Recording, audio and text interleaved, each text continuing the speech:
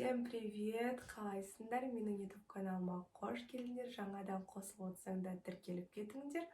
Астында подписаться деген бар, соны тіркеліп кетсеңдер. Еще классно болады. Бүгінгі біздің видеомыз бұл желтоқсан айына қорытынды. Осы айда сен кіммен таныстың? Мен осы айда ешкіммен таныспадым. Вообще білмеймін не үшін екенін. Танысып үйрену керек. Сіздер қалай бір айда бір кез келген адаммен таныса аласыздар ма, сөйлесе аласыздар ма? Егер сондай тәсілдеріңіз болса, онда асығасып кетіңіздер. Мен сол тәсілді қолданатынмын, потому что маған адамдармен танысып үйрену керек. Осы айда қанша кітап оқыдың, немесе не оқыдың жалпы? Осы айда мен өзіме қатты қуандым, потому что мен бір айдың ішінде 4 кітап оқып бітірдім. Бірінші кітап «Привычка любить себя». Бұл кітап адамның өзін жақсы көруді үйретеді. Когда адам өзін жақсы көре бастаса, басқа адамдар да сені жақсы көре бастайды. Мындай бір сөз бар ғой: егер сен өзіңді бақытты қыламасаң, сен біреуді бақытты қыламын деп никогда ойламай қой. Сол себепті адам бірінші өзін бақытты сезінуі керек, жақсы көруі керек. Сол кезде ғана оның энергиясы басқа адамға барады, және де ол сол энергиядан бақытты бола бастайды. Біз айтамыз ғой, адамдар бір-біріне ұқсайды. Мен мамама ұқсаймын, папама ұқсаймын, атама ұқсаймын, апама, ағама, или әпкелеріме ұқсаймын деген. Ол вообще өтірік. Если честно. Мысалға, біз өзіміздің дене бітімімізді немесе тіркелбетімізді айтамыз ғой, болды, все, менің тұқымымда осы бар, все, мен ары қарай өзгере алмаймын дейді. Сіз вообще олай ойламаңыз. Сіз ерекше тұлғасыз. Сол әулеттің ерекше тұлғасы. Сіз, когда өзіңізді солай ерекшемін, жақсы көре бастаған кезде, сіздің басқа қасиеттеріңіз ашылады. Және сіз басқа адам болып уже ешкімге ұқсамайтын жеке тұлға боласыз. Екінші кітап ол «Не тупи». Шынымен. Өмірде вообще никогда тупить етуге болмайды. Ақымақ болмау керек. Каждый момент сізге ерекше сәттерге ие болу керек. Сіз ерекше санауыңыз керек. Сіз болашақпен немесе бұрынғы жағдайлармен өмір сүрмеуіңіз керексіз. Сіз осы моментпен сүріп, және содан наслаждаться етуіңіз керек. Сол кезде ғана сіздің өміріңіз керемет, күшті, чудо болады. Чудо деген сөзге сенбейміз ғой, чудо бар өмірде. Үшінші кітап «Выйти из зоны комфорта». Адам мынау қоршаған төртбұрышты өзінің үйреніп қалған өмірінен шыға бастаған кезде қиындықтар пайда бола бастайды.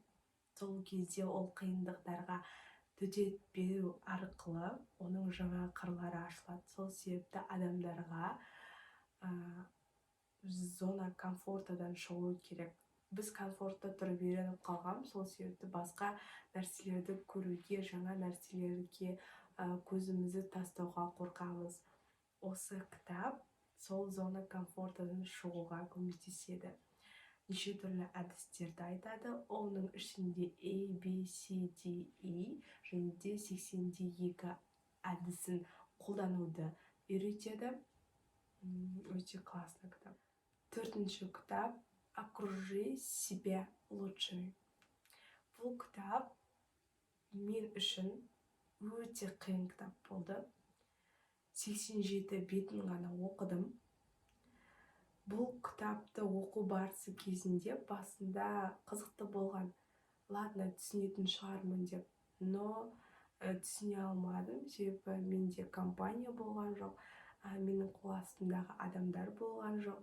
Если сізде компания және де басқаратын бір бизнесті басқарып жүрген тұлға болсаңыз, онда «Окружи себя лучшими» деген кітапты оқып, ары қарай біліміңізді арттырсаңыз болады. Қандай фильм көрдім? «Нянька на Рождество» бұл фильм қартайған біздің ата-анамыздың күші денсаулығы болмаса да, олардың ақылы бар екенін көрсетеді. Ақылы арқылы барлық нәрсені жеңуге болатынын көрсетеді. Бұл фильмде қартайған ата болады, және де ол өзінің денсаулығына байланысты ештеңе жасай алмайды. Бірақ ол немересін құтқару үшін барлығын жасап, күшін салып, ақылын салып, ақыр соңында сөйлеу қабілеті жоқ болса да, оны ымдап жеткізіп немересіне айтады. Ақылдылығы сонша немересіне қауіп төнген кезде қалай да болсын көмектесуге тырысады. Екінші кино бұл «Иллюзия обмана». Бұл фильм прям күшті. Өзіме қатты ұнады. Картамен фокус жасауды көрсетеді. Адамды көз алдында алдайды, бірақ алдау арқылы басқарып отырған адамдар олардың ойы жаман екенін біліп, соңында қарапайым халыққа өздерінің сиқырларын пайдалана отырып байлық сыйлайды. Алдап отырған адамды, яғни халықты алдаймын деп отырған адамды сол сиқыр жасайтын қыздар, жігіттер оны алдап тәкіркеде қылып кетеді. Күшті фильм. Осы айда сен қандай әдетті қалыптастырдың? Мен осы айда күнімді жоспарлауды, идеальны жоспарлауды үйрендім. Сол арқылы менің күнім ерекше және сәтті күндерге толы болып өтіп жүр. Денсаулыққа қатысты қандай жақсы іс-әрекеттер жасадың? Денсаулығыма қатысты мен медитация жасауды үйреніп жүрмін.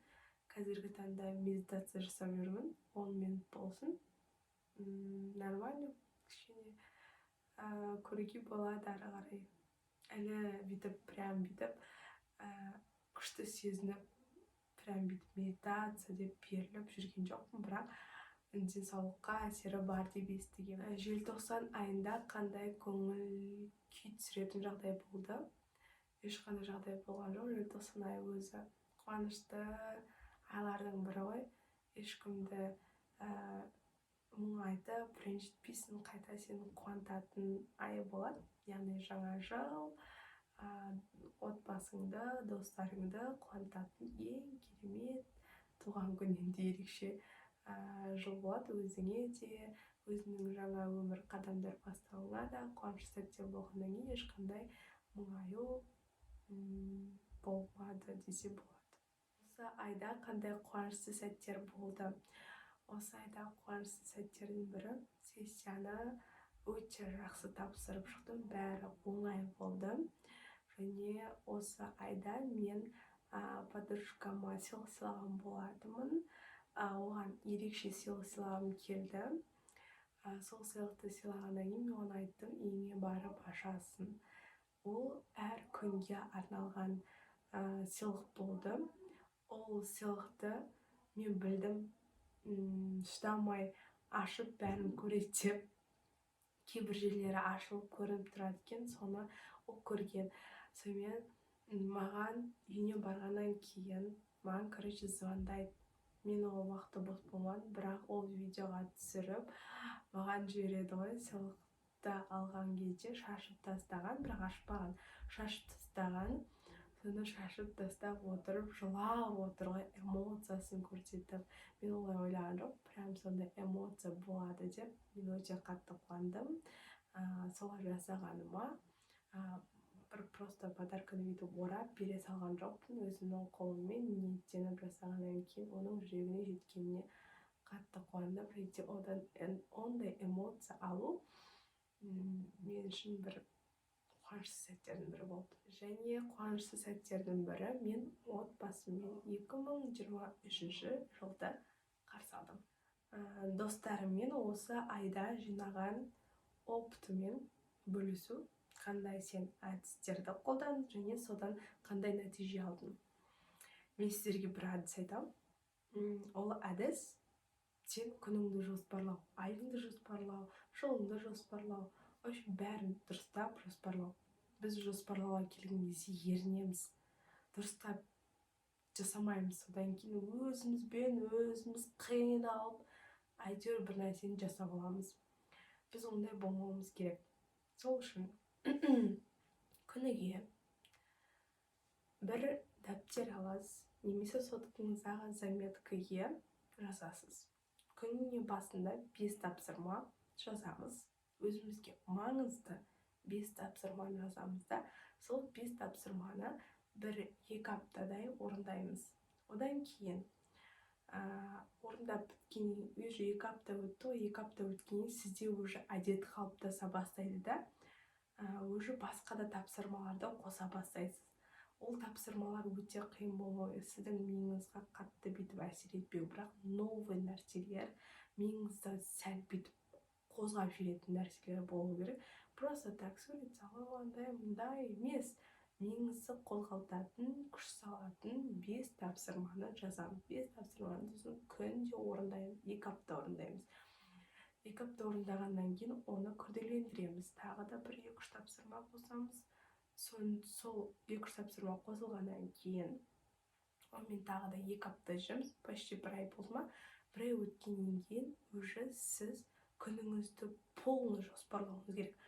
Таңғы, мысалға 6-да тұрсаңыз, 6-дан бастап қаншада ұйықтайсыз? 10-да ұйықтайсыз, 12-де ұйықтайсыз, 11-де ұйықтайсыз, білмеймін қай уақытта ұйықтайсыз, сол уақытқа дейін әр минутыңызды, әр сағатыңызды секундына дейін есептеп жазып, заметкаға жазып қоямыз, немесе дәптерге жазамыз. Бірінші дәптерге жазған өте ыңғайлы, және сол дәптерге жазу арқылы сіздің уже автоматически уақыттарыңыз жинастала бастайды, бірақ міндетті түрде жазу керек.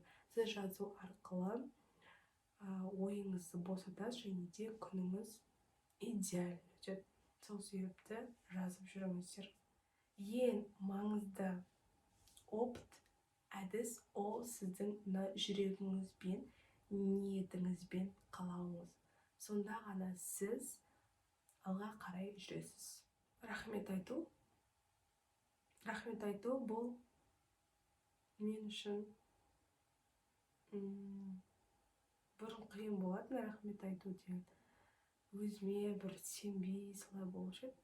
Қазір спокойно уже мен ай сайын өзіме рахмет айтамын. Біреу маған рахмет айтқанды уже күтпеймін де. Ол маған рахмет айтса да айтпаса да маған бәрібір. Главное, мен оны шын ниетімен жасадым. Неге біреуден рахмет айту күтпеймін? Себебі мен өзіме рахмет айтып, мен өзімнен өзім рахаттанып жүрмін.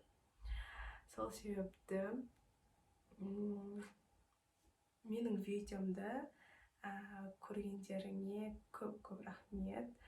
Менің видеомды көру арқылы сіздерге пайдалы ақпараттар алып жатқанына өте қуаныштымын. Всегда менімен бірге болғандарыңызға рахмет. Қош сау болыңыздар.